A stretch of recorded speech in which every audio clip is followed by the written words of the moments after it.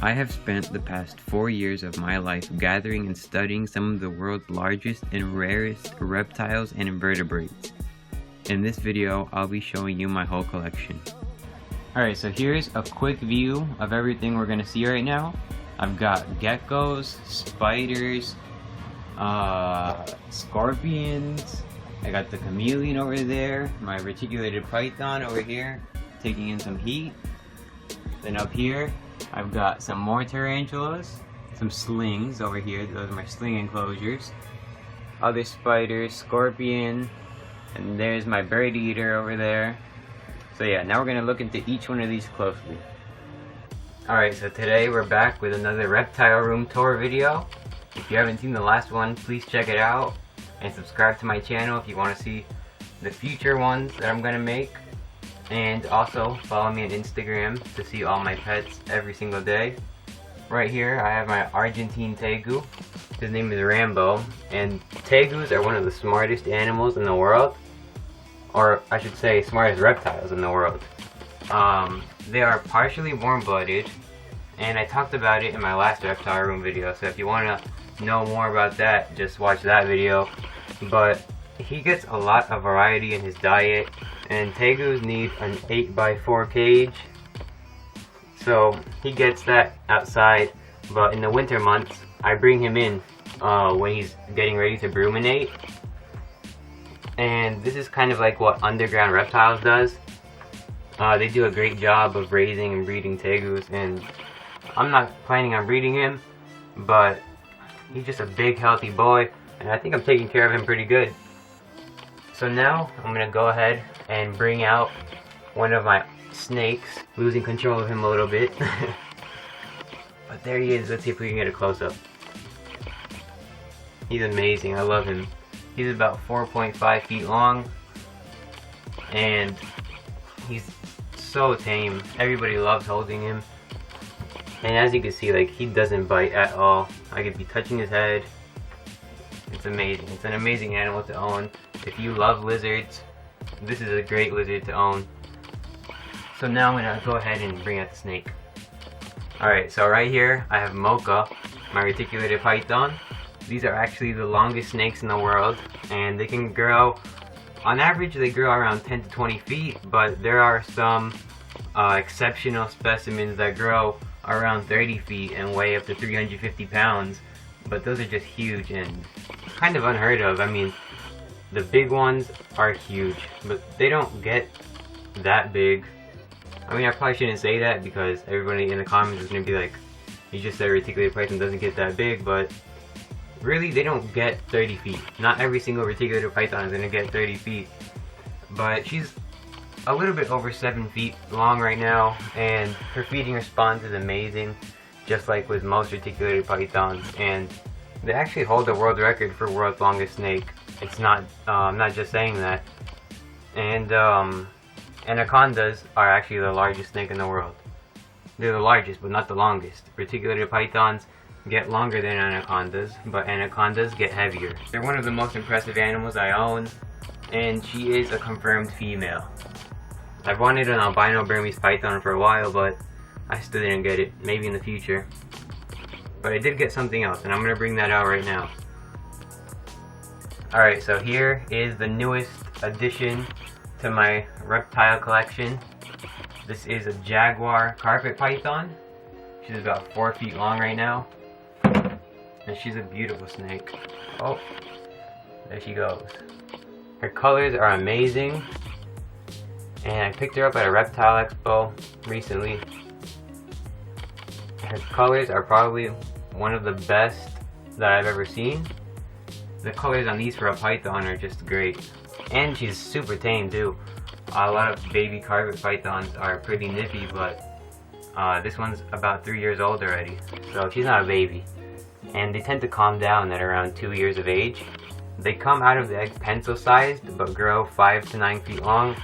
So around 4 feet, 3 years old. They're not as fast of a grower like reticulated pythons, but for the colors that they have, I think it's worth it to own them.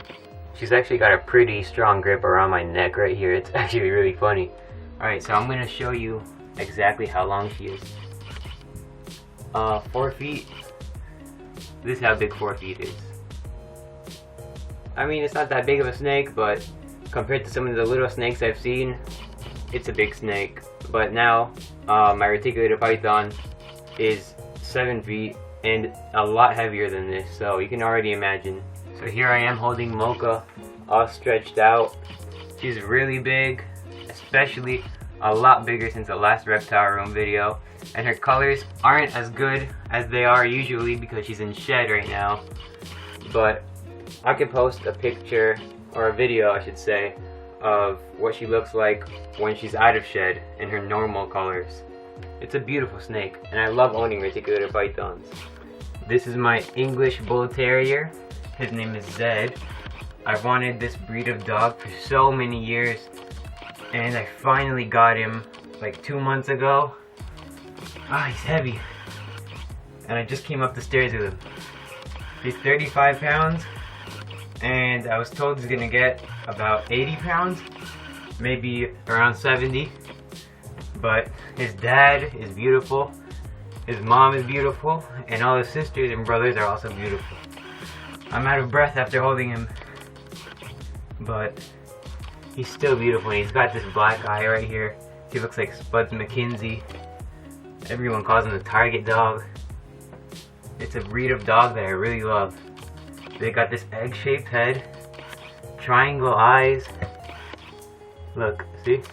He's such a friendly dog. Alright, now we'll get back to the reptiles. Up here, we'll start off with my Costa Rican zebra tarantula. I'll take her out right now. Or I won't take her out, I'll move her cage so that you guys can see her better. She's got a huge burrow right here. Just like in the last Reptile Room video. She's still got her burrow. It's looking great. She's got... Actually, you know what? I'm gonna bring it down and show you how her little entrance. So this is what the entrance to the hole looks like. It's a really cool thing that she built herself completely, and this is one of my favorite spiders that I own right now. Over here in these 2 cages, there are actually some Rubbermaid containers. I have a bird eater. It's a salmon pink bird eater, and then over here I have my Costa Rican tiger tarantulas. Let me bring these down and give you guys a better view of them. Alright, so these tarantulas are in these Rubbermaid containers because they were actually a temporary cage, but they got into pre-molt, so I didn't want to disturb them too much. And this one actually molted already, and this one's about to. You can see she's got that little web right there. That's a mat that they make, and on top of that mat they're gonna flip over and then shed their exoskeleton, which is right there. And this one's actually already ready for some food. So I'm going to drop this in and she's going to eat it. She's a great eater, and you guys love to see these tarantula feeding videos. My last one has almost 1 million views. I'm going to make another one of me feeding all of my spiders. She's beautiful. And so is this one. I love the coloration on this one. Alright, so over here we have my sling containers. Right here we have a C. darlingi. This one's actually a rear horned baboon tarantula. You can see the little horn right there already starting to grow in the middle of its head. These are very cool spiders. I'll post a picture right here to the side of what they look like when they're adults. I'll do this for each of these slings because when they're babies, you can't really see their adult coloration. Now on the P Metallicas over here, a little bit, yeah, but we'll get to that in a second. Right here I've got a Chaco golden knee tarantula. These are great. These get pretty big. They're great for starters. And this one's a little fat. She's gonna get ready to molt soon. The picture will be on the side of what this one looks like when she's bigger. Now moving on to the next one. This right here is an H. insei. I think that's the scientific name. I forgot what the common name is for these, but these are great. These are yellow spiders. Yellow and black spiders. They kind of look like bumblebees, actually. You can't really see her because she's in the middle of all her webs, but I'll post a picture to the side. Moving on, we have a blue fang tarantula, which you can't really see. A little bit you can. She's right there. She's really pink, and she's got yellow tips on her feet. my other blue fang is right here. They make some great little tunnels, as you can see. Here's a molt. That's a molt right there that I never took out. But this one's bigger. This one right here is bigger. So she usually chills out down here, and this one chills out down here. And I'll drop a little food right here, and they'll both come up and eat it. They're really good eaters. And they like it moist actually, so I need to spray them. I haven't sprayed any of my tarantulas yet. Or anything. I haven't sprayed anything yet, so as soon as we get to spraying, they'll be happy. Right here is my P Metallica. My other one is right there too. These are my favorite spiders in the whole world. They're an endangered species. I'm so happy to have two of them, and I'm really hoping they're male and female, so I'll be able to breed them. And if not, I'll just have to get the other one, and I'll be breeding them anyway, because these really are my favorite. They've got some beautiful blue coloration. Blue and yellow, actually. You can see a little bit right there. I'll post some pictures I find of them on Google in the right hand side of the screen. These are definitely my favorite tarantulas. Now, apart from my favorites, there is my most expensive tarantula, or the one that's worth the most probably when it's an adult. And this is my H poker piece, which is right there, already coming out, ready to eat. I love this spider too. It's got some beautiful blue legs. If you've seen my feeding 31 tarantulas video, this is the spider that's on the thumbnail. It's an amazing spider. I wish I could breed these too, but I don't know if I'm ever gonna get another one. These are great. Right here is my Tegu Starburst Baboon Tarantula's enclosure. A lot of people were worried about her enclosure in the last tarantula feeding video, but I assured everyone that that was only a temporary cage, just like those, but they went into pre-molt, as I said before. And now she's in this cage, and this foil right here is to keep the substrate in, not coming out through the sides of the lid on top of this enclosure. And I actually just cleaned it, so that's why there's no webbing or anything. Mine tends to web a lot, so seeing her enclosure like this so clean is not a common sight. So inside of this cage I have this cork bark, and she can go inside the cork bark and chill out. And some leaves for decoration, and right there a little water bowl. This species likes it fairly dry, or really dry. I'm not really sure how to describe it, but not really wet. Now I'm going to put her back inside, and hopefully you'll get a glimpse of her.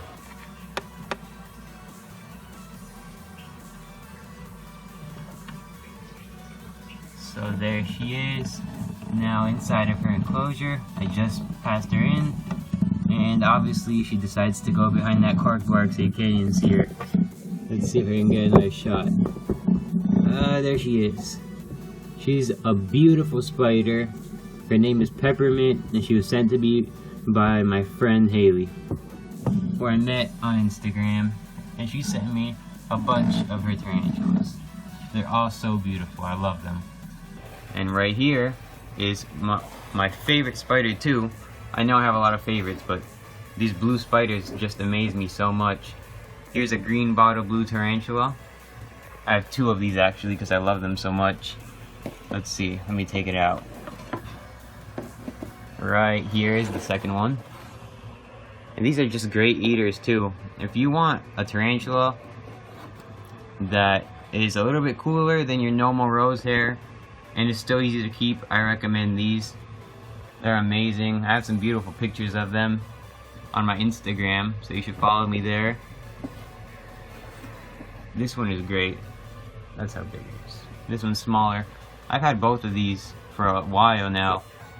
I have a funny story with this one and a bunch of these actually. I sold them to one of my friends, and then I bought it back off of her. These are just great. I bought it off of her a couple months later when they were already a little bit bigger. So yeah, let's move on to the next spiders. Green bottle blues, amazing spiders. Here is my pumpkin patch tarantula. It actually just molted into its maturity. It's a mature male, and I'll be sending him off Well, actually, I sold him to somebody that I met through Craigslist, and I'll be going to the Hamburg Reptile Expo and delivering it to that guy personally. Right here, we have my orange baboon tarantula. I have a bigger one of these, an adult female, and you'll see it later in the video, but not right now. Maybe I can get a better shot of this pumpkin patch. There you go, you can see it a little bit better. I'll have a picture on here about the pumpkin patch, right here. So, back to the orange baboon. These are very aggressive spiders. They are beautiful though. The adult female I have is one of the most beautiful spiders I've ever seen in my whole life, but she's always inside of her burrow with all the web, so you can't really see her too much. Let's see, let's move on to this. Another salmon pink bird eater. I used to have about 20 of these. If you watched the last Reptile Room video, I had a ton. Now I only have 3. You'll see the other one later on in the video. Now right here, we have the Asian forest scorpion from the last Reptile Room video. She's in this little tiny cage right now because I had to make room for something else. But I'll be moving her into a critter keeper that's a little bit bigger later on. I just bought a new cage for her. So now we can move on to this bottom row over here, and I'll show you all these amazing invertebrates. So over here behind my slings, I have 2 round containers, and these round containers house some adult female tarantulas that I have, and they have some pretty cool stories behind them. So I'll take them out and show them to you right now. Alright, so here is my Chilean rose-haired tarantula. This was my first tarantula, and it's the tarantula that started it all. If I had to start with another tarantula right now, I'd probably choose a Mexican red knee. So if you're just getting into tarantulas, or you're thinking about getting into tarantulas, a Mexican red knee would be a pretty good choice. But these are amazing spiders anyway. I got it off a friend who just had to give it away, so I took it in. I thought it was cool. I started getting more, and now I have my whole collection that everyone is seeing online now. Now over here, I have my curly hair tarantula, and this is also one of the most beautiful tarantulas I have. She has a great temperament, and I got it off one of my friends on Instagram named Haley. She gave me a bunch of spiders I bought. Well, she didn't give them to me, I bought it off of her, but I also sold her a lot, and I ended up buying them back. So yeah, here they are. We'll move on to this little thing over here. These are my Madagascar hissing cockroaches. They're in this little container. It's a little bit dirty, but I'm always putting food in there, so that's why it gets dirty. Right there, there's some dog food, and that gives them protein they need. And they're growing nicely. I mean, I've had them for a while. I don't have as many adults as I'd like, but the babies are still looking good. They're about a little bit over an inch long. Maybe I'll get some more at the Hamburg Reptile Expo. We'll see. Here is my Goliath bird eater tarantula. These are amazing spiders that get huge. They're actually the biggest tarantula in the world. They have 1-inch fangs, and I think they have a fast growth rate from what I've heard. I bought this one as an adult. She's an adult female, and I really just can't wait to watch her grow even bigger. And feeding her is always amazing. Her feeding response is great. She eats adult dubias like nothing, and it's just overall a great spider. Here's a quick look into the jungle carpet python's cage. She's probably one of the most beautiful snakes I've ever owned. She's over there hiding in her cork bark hide. I got a lot of leaves in here, and she's on this cocoa substrate. And she loves just hiding, and at night she'll come out and stretch out her body, and I love watching her. It's an amazing snake to own. Here we have my veiled chameleon Rango. He's a big star of the last Reptile Room video. You can just see his colors changing a little bit right now. He doesn't look too happy to see me. Let's see if we get a little bit closer. Oh, he's getting a little bit mad. His colors are changing again. Let's see. Oh, a little bit more mad.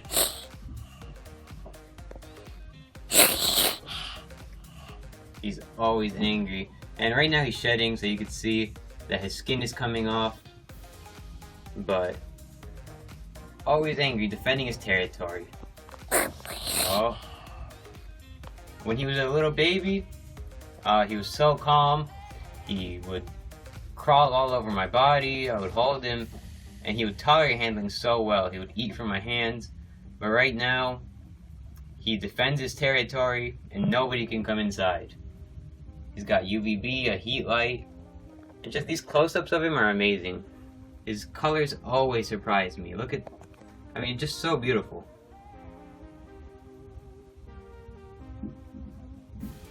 All those little scales, every single detail.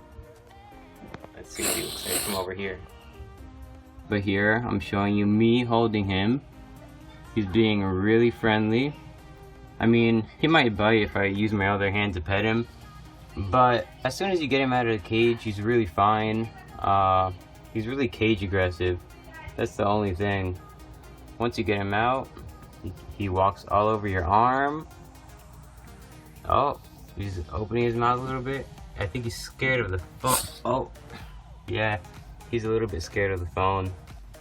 This is my giant blue land crab.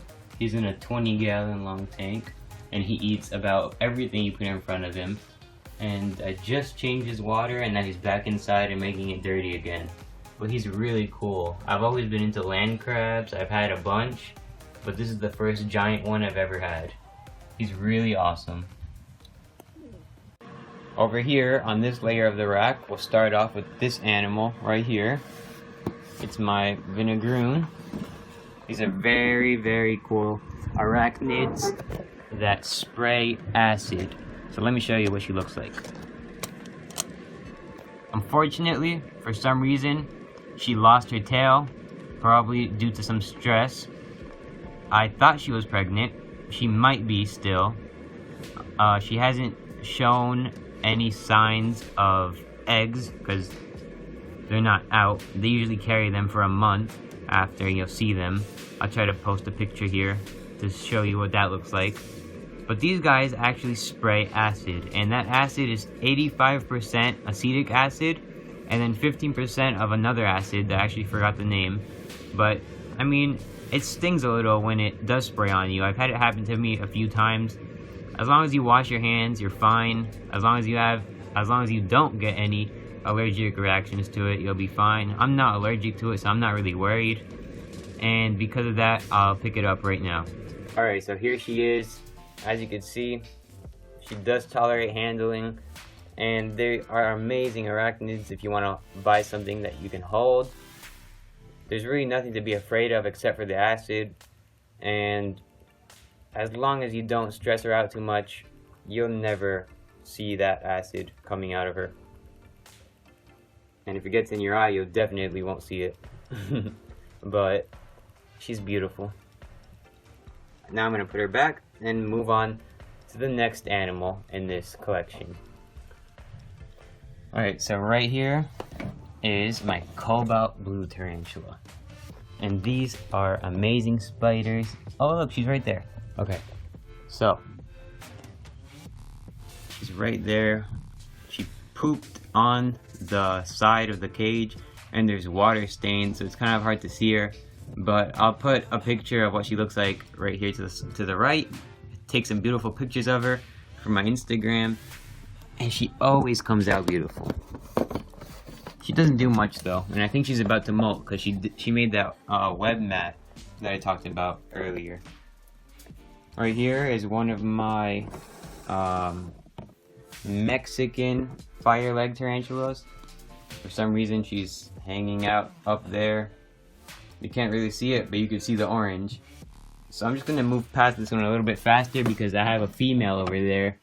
This is my male, and I have the female over there. She's very beautiful. You'll be able to see her well. So we'll skip that one a little bit. Right here is my non-duchromatis. As you can see, yes, she does poop on the side of the wall. You can't really see her too much, but I'll put a picture on the side. That's the only problem with keeping tarantulas as pets. You won't really see them too much if you get a species that digs like that. Right here is my crazy Vietnamese centipede. These animals are very, very venomous and very, very fast. It's only for experienced hobbyists. I'll open her jar right now just to get a better look at her, but it's a really crazy animal. Right there you could see her, so many legs. It's not a millipede, it's a centipede. Millipedes are not venomous, centipedes are venomous. And if this thing comes out, it's going to be very, very bad. I had a friend who bought one, it got out in shipping, and crawled right into a wall. Never found it again. I do not want to go over that person's house. So, oh no. I think she's getting out. Okay, this is bad. Let's see. What will I do now? I need to get my snake hook, but I don't know where it is. Okay, let's hope she goes back inside. Blowing it does not help. Alright, if she goes back in, I'm gonna slam this right. Okay, there we go. As you can see, very experienced hobbyist right here. Now she's gonna go underground. You might think that this jar is a little bit too small, but they utilize all the space. They go underground, they make tunnels, they do everything. So this size, for me, is actually fine. And if you use a critter keeper, I've heard they escape from those things, and I do not trust it at all. So if you're gonna keep Vietnamese centipedes, jars are the way to go. Alright, moving on from that crazy Vietnamese centipede, we'll go on to something not so crazy, which are my millipedes right here. These are scarlet millipedes and bumblebee millipedes. Now, where are they all? They are all underground. See, already starting to show up. Right here is my bumblebee millipede, one of them. There has to be about 80 of them in here. They're huge. My hand is as red as a scarlet millipede actually right now in the camera. And if I can find one, you'll be able to see what they look like. Let me just dig through this a little bit. Alright, I found one right here. These are beautiful animals. I'm breeding them. And I can't wait to watch my colony grow even bigger. Now, this substrate is special for millipedes. They can eat everything that's inside of this substrate, and they're decomposers. So that's what they do. And I sell this substrate, but I don't have too much. So if you want to buy substrate, just message me. It's 100% organic, has calcium, everything you need to successfully breed and raise millipedes. So if you're interested, DM me on Instagram. Moving on, we have my other Mexican fireleg tarantula. This is the female I was talking about. We moved on a little bit fast from the other Mexican fireleg, but this one is very beautiful. As you can see, she's an amazing tarantula, and once they both get big enough, I'll be able to breed them, and I'll have a ton of babies for sale. These are really one of my favorite spiders. Any spider that's blue, I love them, but any spider that's red is also just as amazing, and these red legs are just great.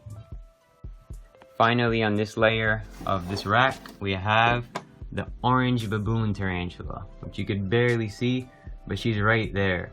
We had to put her in this cage with this beaker, and after she was in here, me, my dad and I, we didn't even want to bother to take the beaker out because she was attacking us like crazy. You can't even see her, but she's beautiful. I'll post a picture of her here to the side. It's one of my favorite spiders, but she's always there in the web, so you can't even see her. Okay, so moving on to the next layer of my rack, we're gonna get my Bell albino leopard gecko. His name's Oscar, and he's currently living in a 20-gallon long cage. He's a beautiful Bell albino leopard gecko. I love handling him because he's so friendly and he tolerates it very well. A bunch of kids handle him whenever they come over. And he's just a super calm animal. Look at him licking everything. Does he want to come back onto my hand? Maybe not. I just have to grab him like this. But yeah, he's one of my 2 leopard geckos. His coloration is amazing. And he's really long as well. He's a nice size. Alright, so now let's put him back. He's got some water. There's a heat mat under here. And now we'll move on to the next leopard gecko, which is in an exoterra. I got this one when he was a hatchling. Very, very tiny. And now he's gained a lot of size. And this is how big he is right now. And he's shedding actually too. So you can't really see his beautiful natural colors. But he's got some orange on his tail. And he's just looking very nice. He usually eats phoenix worms, crickets, mealworms, and everything's dusted. Just a very healthy gecko in general.